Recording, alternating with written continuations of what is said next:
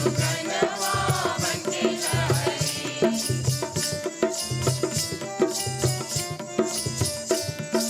कहें कबीर हो जा दिन सुगना पिंजड़े से उड़ गई है।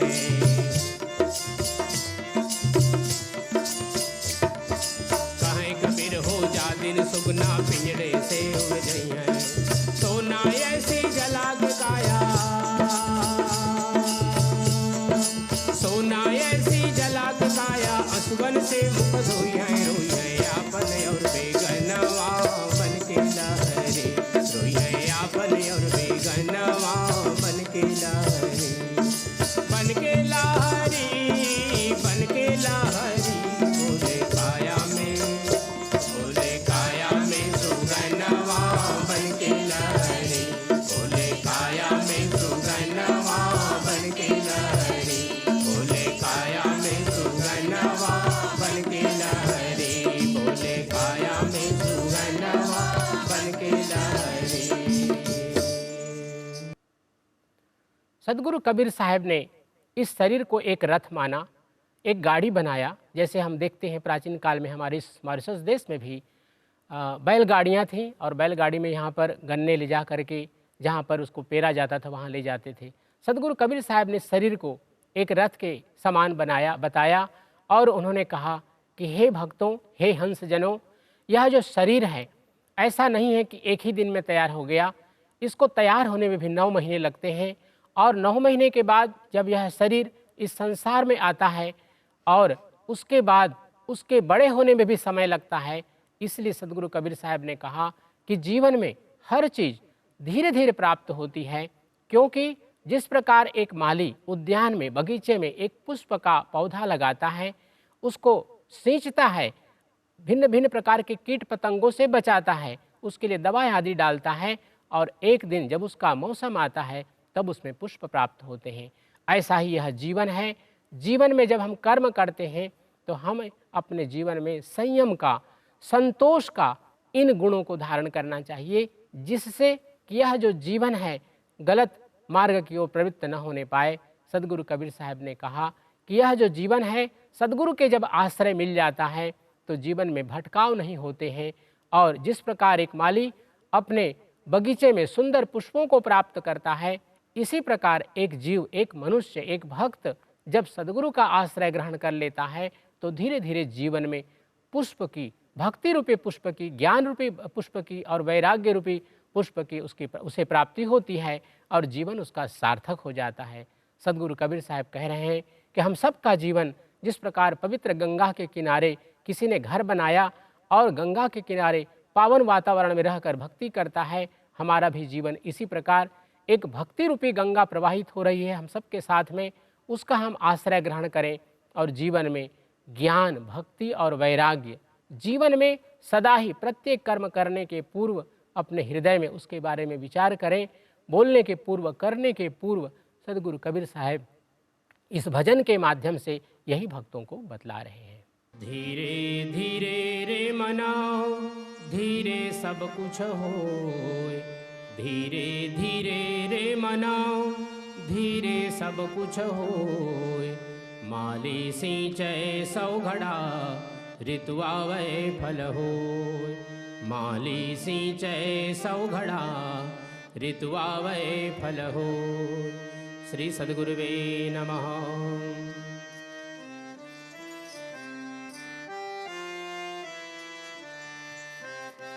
कोई धीमी गाड़ी हाँको रे राम गाड़ी वाला, कोई मधुरी गाड़ी हाँको रे राम गाड़ी वाला।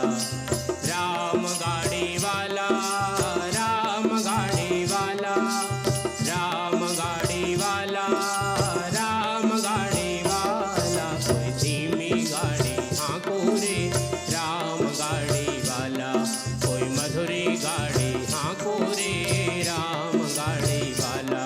कोई धीमी गाड़ी हाँको रे राम गाड़ी वाला,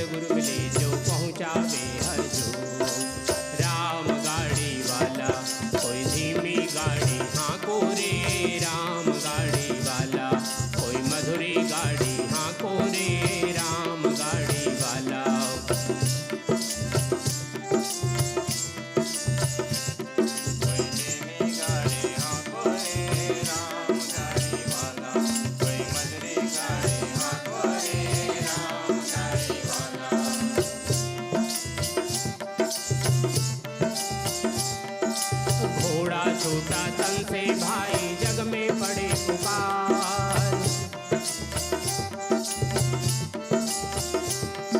घोड़ा छूटा तन से भाई जग में पड़े पुकार।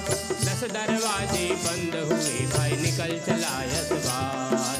10 दरवाजे बंद हुए भाई निकल चला यतबार।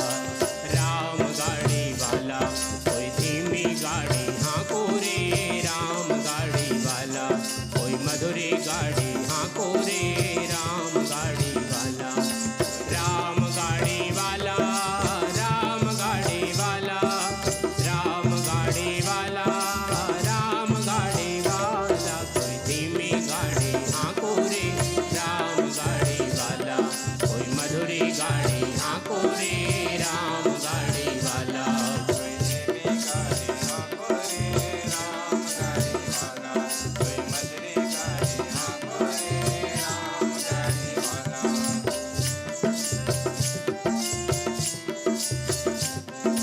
गंगा काठे घर बनाया नाव में निर्मल नीर। गंगा काठे घर बनाया नाव में निर्मल नीर। कहने वाले कह गए भाई साधु गुरु कबीर। कहने वाले कह गए भाई साधु गुरु कबीर। राम गाड़ी वाला कोई धीमी गाड़ी हाँको रे। राम गाड़ी वाला कोई मधुरी गाड़ी हाँको रे।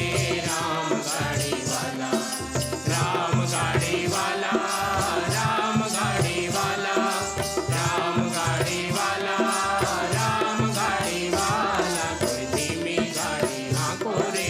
राम गाड़ी वाला कोई मधुरी गाड़ी हाँको रे। राम गाड़ी वाला कोई धीमी गाड़ी हाँको रे। राम गाड़ी वाला कोई मधुरी गाड़ी हाँको रे।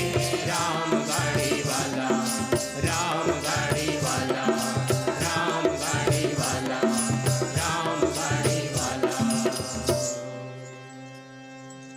धन्य धर्मदास साहेब सदगुरु कबीर साहेब के ऐसे शिष्य हुए जो पूर्व से वैष्णव परंपरा में गुरु दीक्षित थे और भगवान शालिग्राम अर्थात भगवान विष्णु के उपासक थे।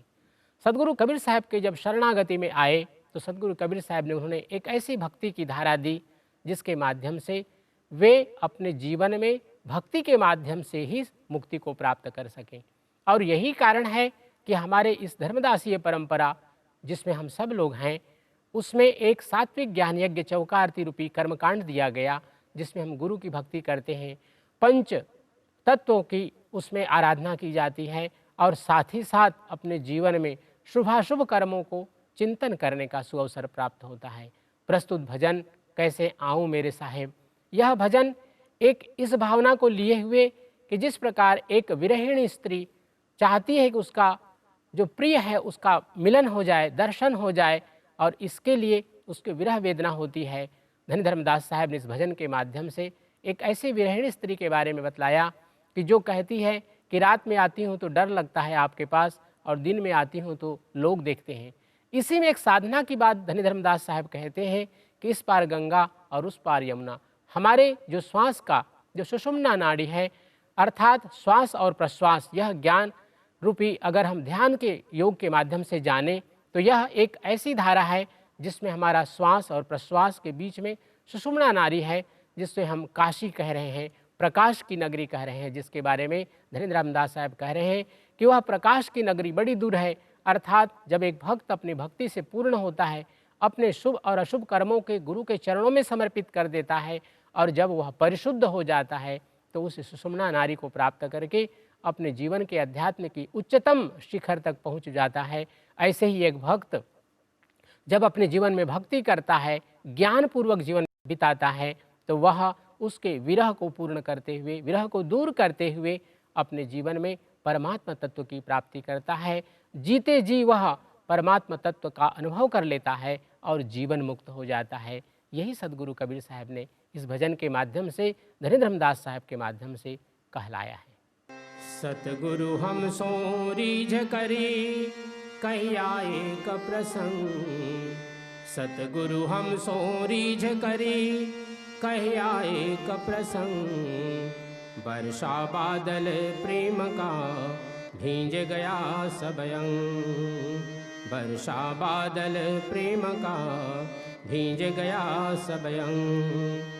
पोथी पढ़ी पढ़ी जगमुआ पंडित भया न कोय। पोथी पढ़ी पढ़ी जगमुआ पंडित भया न कोय। ढाई आखर प्रेम का पढ़े सो पंडित हो। ढाई आखर प्रेम का पढ़े सो पंडित हो। श्री सद्गुरुवे नमः।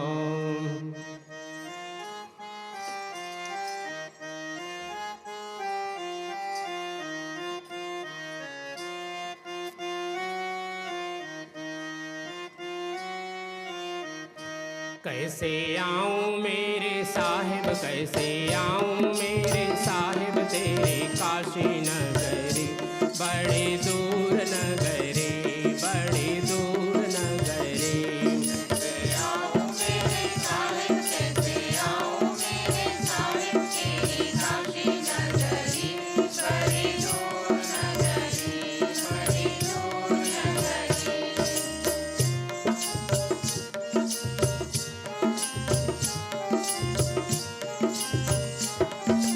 धीरे धीरे आऊँ तो सांस मेरा धड़के, हाँ सांस मेरा धड़के।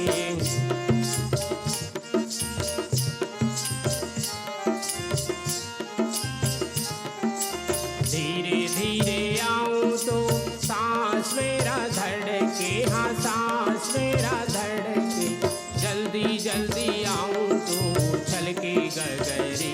बड़े दूर नगरी, जल्दी जल्दी आऊँ तो छलके गगरी। बड़े दूर नगरी, बड़े दूर नगरी। कैसे आऊँ मेरे साहिब, कैसे आऊँ मेरे साहिब तेरे काशी नगरी। बड़े दूर नगरी, बड़े दूर नगरी। कैसे आऊँ मेरे साहिब, कैसे आऊँ मेरे साहिब तेरी काशी नगरी। बड़ी दूर नगरी, बड़ी दूर नगरी। रात में आऊँ तो साहिब जिया मेरा धड़के, हाँ जिया मेरा धड़के।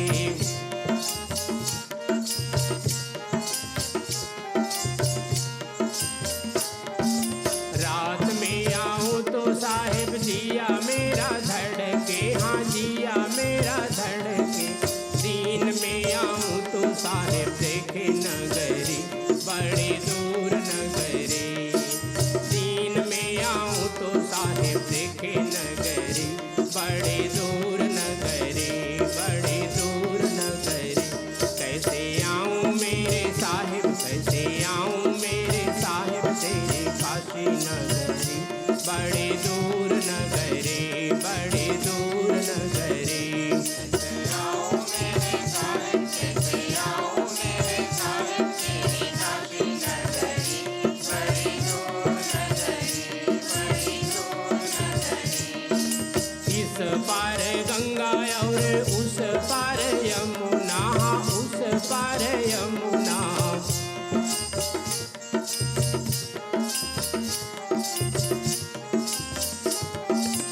इस पार गंगा और उस पार यमुना, हाँ उस पार यमुना। बीच में साहिब तेरी काशी नगरी। बड़ी दूर नगरी। बीच में साहिब तेरी काशी नगरी। बड़ी दूर नगरी, बड़ी दूर नगरी। कैसे आऊँ मेरे साहिब, कैसे आऊँ मेरे साहिब तेरे काशी नगरी। बड़ी दूर नगरी, बड़ी दूर नगरी। कैसे आऊँ मेरे साहिब, कैसे आऊँ मेरे साहिब तेरी काशी नगरी। बड़ी दूर नगरी, बड़ी दूर नगरी। धर्मदास कहे तिहरे मिलन में, हाँ तिहरे मिलन में।